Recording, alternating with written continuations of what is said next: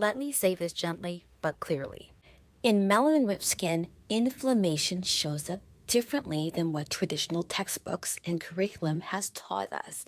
And this is why whenever I'm having conversations with skin professionals worldwide, I encourage them to train their eye differently, different from what they may have been used to.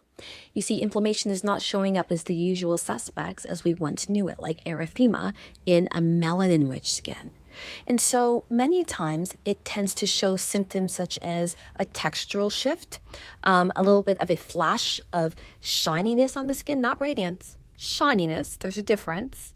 And also warmth, stinging and tingling, and a subtle change in the hue of the skin tone.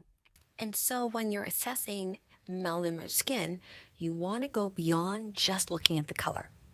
You want to observe patterns of behavior within that skin. You want to be able to also look at the history of how that skin has typically responded. You also want to consider how has the skin responded if it wasn't treated versus how it responded if it was treated professionally. Find out what the client's saying, but don't only listen to the client, listen to the skin. Sometimes the story and the narrative the client will tell you does not align with what the skin is telling you. So we must train ourselves to listen to the skin. I know what you might be thinking. Oh my gosh, there's so much work to do. I don't have the time or the bandwidth to do all this work.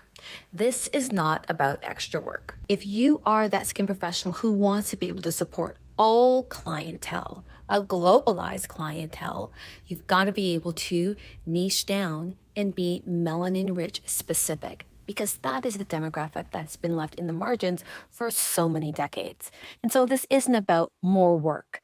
It's about foundational starting points for true clinical expertise.